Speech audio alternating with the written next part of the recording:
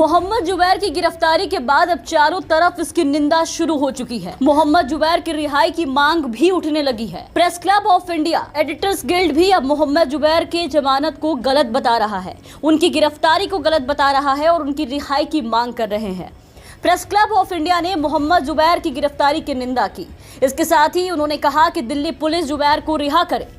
Press club ने कहा है कि यह विडंबना है कि जुबैर की गिरफ्तारी तब हुई है जब भारत अभिव्यक्ति की आजादी की रक्षा करने के लिए 4 बाकी देशों के साथ G7 में शामिल हुआ। इसमें नागरिक समाज के लोगों की स्वतंत्रता, विविधता और रक्षा और ऑनलाइन और ऑफलाइन दोनों तरह से राय व्यक्त करने की स्वतंत्रता की रक्षा करने की प्रतिबद्धता को दोहराया गया। दिल्ली पुलिस की इसी कार्रवाई पर प्रेस क्लब ने कहा कि ऑल्ट न्यूज फेक न्यूज के जंगल को खत्म करने के लिए एक बेहद अहम काम कर रहा था। इसमें भी ये भी सवाल उठाया गया कि ये भी समझ से परे है कि एक पोस्ट पर वर्षों बाद कार्रवाई कैसे की जा रही है। आपको बता दें कि प्रेस क्लब के पहले एडिटर्स गिल्ड ऑफ इंडिया ने जुबैर की गिरफ्तारी की निंदा की। गिरफ्तारी के वक्त के घटनाक्रमों को गिल्ड ने विचित्र करार दिया। गिल्ड ने एक बयान जारी करके कहा कि विचित्र घटनाक्रम है ये।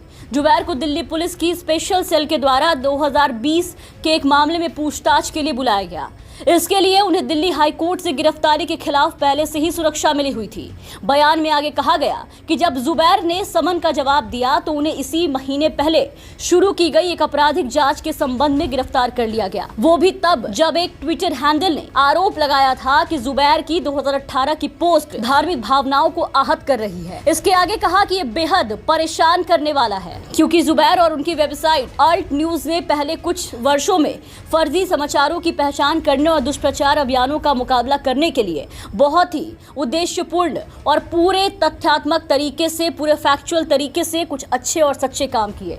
तो कुल मिलाकर के अब दिल्ली पुलिस की इस बेतुकी कार्रवाई पर आवाज उठने शुरू हो चुके हैं। हाल ही में बीजेपी नेता नुपुर शर्मा की पैगंबर पर विवादास्पद टिप्पणी के मामले में मोहम्मद जुबैर चर्चा में आए थे। उन्होंने नुपुर शर्मा के बयान को पेश करते हुए उस टीवी चैनल से सवाल पूछे थे कि उसने नुपुर शर्मा को बोलने से आखिर क्यों नहीं रोका। ये मामला अंतर्राष्ट्रीय स्तर पर उछला था। किस तरीके से भारत की निंदा हुई थी वो पूरे देश ने देखा, पूरी दुनिया ने देखा कि किस तरीके से खाड़ी देशों में भारत की थू-थू हो गई, किस तरीके से भारत का सर शर्म से झुक गया और भारत को माफी मांगने की नौबत आ गई। छोटे छोटे देश भी भारत को आंख दिखाने लगे। बीजेपी को इसमें मुंह की खानी पड़ी और नुपुर शर्मा को प्रवक्ता के पद से हटाना पड़ा, उन्हें निलंबित करना पड़ा। और उस समय से ही जुबैर के खिलाफ सोशल मीडिया पर नुपुर समर्थक गिरफ्तार करने की मुहिम चला रहे थे। फेक न्यूज और नफरती बयानों के खिलाफ लगातार लिखते बोलते रहने वाले पत्रकार मोहम्मद जुबैर के खिलाफ हाल ही में FIR दर्ज कराई गई। उन पर आरोप लगाया गया कि ट्विटर पर महंत बजरंग मुनि उदासीन,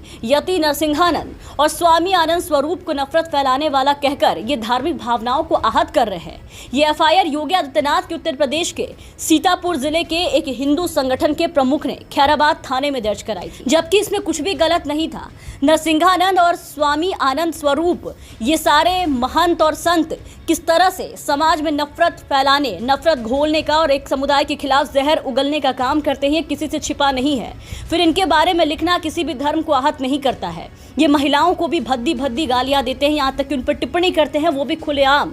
धर्म संसद के नाम पर लोगों को हथियार उठाने के लिए उकसाते हैं। लेकिन इन सब पर मोदी और योगी राज में आज तक कोई कार्रवाई नहीं हुई। लेकिन सच बोलने और दिखाने पर, सच की आवाज उठाने पर मोहम्मद जुबैर पर तुरंत दिल्ली पुलिस की कार्रवाई हो गई। ऑल्ट न्यूज के सह संस्थापक और पत्रकार मोहम्मद जुबैर की जमानत याचिका पर अदालत ने दिल्ली पुलिस को 4 दिन का रिमांड दिया। हालांकि दिल्ली पुलिस ने 7 दिनों का रिमांड मांगा था। Bureau report, the VPN TV.